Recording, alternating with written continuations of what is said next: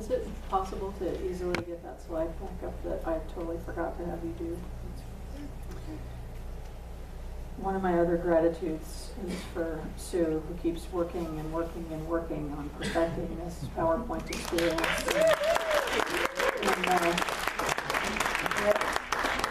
Other gratitude is for the turkey dropping that has been happening. I know, that just didn't sound right, did it? We put the word out in this community that the food bank was calling for more turkeys, and so I asked people as you drop them off to send me a picture, and some folks were able to send pictures, and somebody else told me they were a dinosaur and they couldn't do that. That was Leo, and so thank you very much for this. Thank you from the food bank and Chalice, I'm sure, who is on the board of the food bank, and also just so y'all know, I also McCreary and Son is dropping 20 tomorrow. So you guys rock, really. We collectively, we rock. That's just kind of all there is to it. Thank you. 3 times with me. There is only one life. That life is God's life. That life is perfect. That life is my life now. There is only one life. That life is God's life. That life is perfect. That life is my life now. There is only one life. That life is God's life. That life is perfect. That life is my life now. So of course I've been thinking about gratitude and Thanksgiving, and but more lately I've been paying a lot more attention to the energy around these things that we talk about, and the feeling and the movement of energy. I'm not sure if that makes sense yet, but bear with me. You know, it's not the I don't have enough energy, I'm really tired kind of energy thing, but it's this God kind of energy that's moving and flowing through everything, and that when we are able to tap into that, we can actually feel and experience. Now, I know some of you know that my niece challenged me to, well, she actually gave me permission to celebrate my 50th birthday for 50 days. And because she's 9, her idea of that was that I would, you know, get to have a party or gifts or something for 50 days. And I thought, well, that would be a lot to ask of the people around me. So, but I kind of wanted to play in that a little bit. So what I said was that I was going to look for the gift in each day for 50 days. Very consciously look for the gift that already exists within each day. And then, of course, because we live in the times we live in, I'm posting those on Facebook. But what has been really interesting is this affirmation for me of what this does in your brain and in your sort of attitude and outlook and what's going and how these things come up around you. For instance, I had the pleasure of spending an hour and a half or forever at the DMV the other day. Not Southern California. That's true. Jim reminded me at least it wasn't in Southern California, because that's a whole other experience. But what I realized, and when I sat down to actually work on my talk, was the first time I thought about that again really since then, except for reminding Laura that she was going to owe me one because this was a trip I made for her. But when I did my what was the gift in this day, that didn't even show up in my mind as a hindrance to the gift in that day. And you know, I have to say, I'm not, I know that all of you have more patience than I do. And you never have to think about that. But I sometimes, in those things that make me really impatient, like sitting at the DMV for an hour and a half, there have been times in my life where that would inform my whole day. And my whole day would have been behind and slow and a little bit edgy because of that experience. And what I found myself doing instead was trying to cheer up the woman behind the counter when I went up to you know, spend my 5 minutes doing what I needed to do. So I guess all of that to say, really, all of the stuff, this thing we talk about, changing your mind, or changing your thinking really changes your life. I know, I've heard that somewhere. But every once in a while I have to prove it to myself again, you know? Anybody else with me on that? And so this energy of gratitude, it seems to be working to create more to be grateful for in every moment. And I know that that's how it works, and I know that's how it's supposed to work. And it's really fun to watch it happen, really consciously. Sometimes, when we've been doing this stuff for a while, we kind of go, oh yeah, of course I get parking spaces. We don't think about it as much anymore, but when we get conscious of it again, it grows it even again. Now, why are we grateful? Because it's in our nature, in a way. But does God need us to be grateful? Not so much. Eric Butterworth actually wrote, now you know how people react if you're not grateful, but what about God? Will God be disturbed if you do not return thanks? Will God say to you, such an ingrate? The fact is, it doesn't make any difference to God whether you give thanks or not. It makes a lot of difference to you. God is too universal, too almighty to be dependent on your thanksgiving. Meister Eckhart probably shocked his colleagues in medieval times when he said, I never give thanks to God for loving me because he can't help himself. Whether he would or not, it is his nature to do so. It is the nature of God to be a loving presence everywhere, always. It is when we confuse God with human being that we start to think that God somehow needs this thing called gratitude from us. We need to express gratitude in order to continue to have that flow of goodness and in order to have that feeling and that energy within us. It's not for God. You're not obligated to that. It is giving thanks for the state of our consciousness that allows us to experience and be aware of the good that we are experiencing, and therefore be aware of the oneness that we get to experience, not only with each other, but also with God. When we get that, it's our grateful heart that we get to be grateful for. And then it becomes just like the breath. Gratitude becomes like the breath. It moves and flows and easily has its being within us and around us. It becomes the energy. We talk a lot about cause and effect, and focusing on things of the land of effect doesn't change them. That just creates more of the effect we're already having, or the life that we're already having. And if we're looking at this thing that we're experiencing and we're not loving it, then we look back at the cause of it, and we change our thinking at the level of cause, which is the place that says that, junk can exist in my life. And when I stop believing that junk exists, then junk stops existing. It's the same thing with gratitude, but gratitude becomes the causative factor. Gratitude becomes the cause of all that we experience.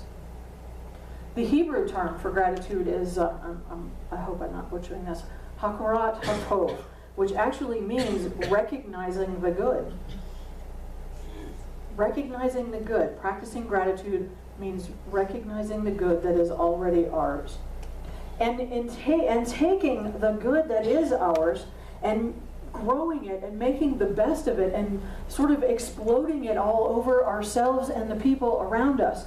And while I was thinking about this, I was reminded of this story. I went looking for this story because I was reminded of this story about Yitzhak Perlman. And there's some people, I don't know if it's a true story. It might just be urban legend. But I like it, and it's a good story, so we're going with it. But he was a famous, very, very famous violinist, and he was supposed to do a concert. Is still, yes, he's older. But he was, Not that old. like me. Sarah Jean's back. So he was scheduled to do a concert in New York. Now, Mr. Perlman had polio as a child, so he has braces on his legs, and he walks with two crutches. And so it is difficult for him to get up on stage and to walk across stage. But he's doing this concert in New York, and people appreciate him so much that they are very patient about waiting for him to move to his place. And so he walks up on stage in New York, and he gets all the clapping, and everybody settles down to listen to him play. And he plays the first few bars of this piece, and a string on his violin breaks very boingy loudly. Now, they said that he could have stopped the entire program at that point and taken the time to have someone go get a string and restring his violin. Instead, he paused for a moment, he looked at the conductor and said, "Let's keep going."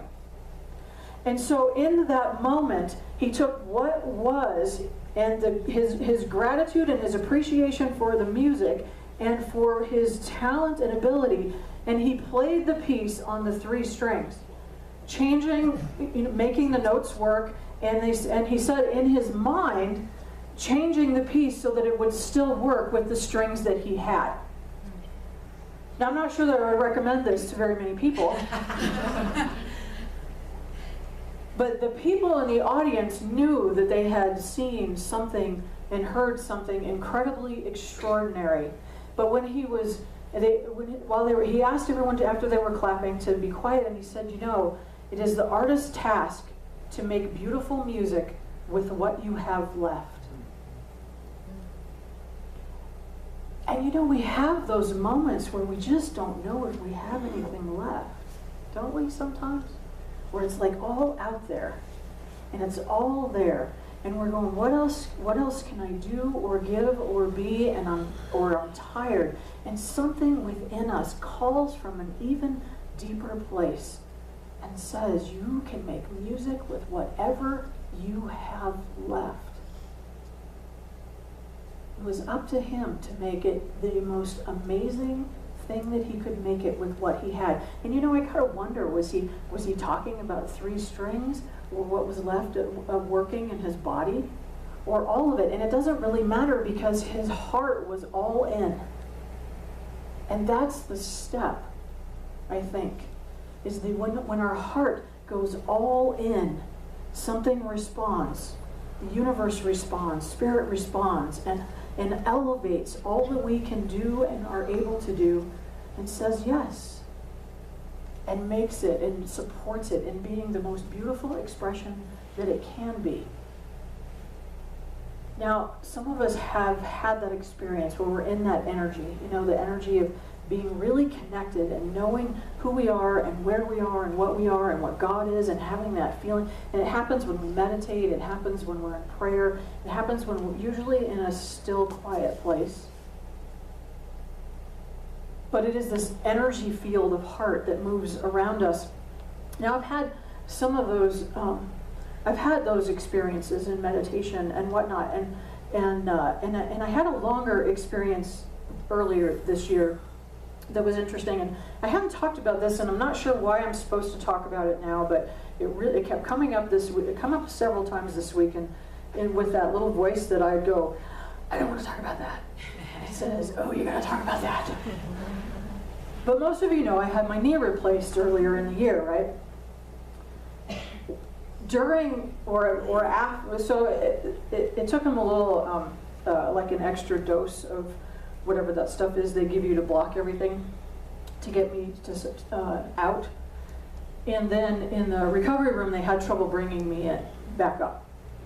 So it was this very sort of surreal experience of, I could hear people talking about my blood pressure crashing, and I could hear them say the numbers, and I could hear them talking about giving me more epinephrine, but I couldn't feel anything, except that I was in this incredible, peaceful, floaty space that was unbelievable in its calmness and its beauty. And I know that and there's this part of me that wants to go, yeah, it was all just drug induced,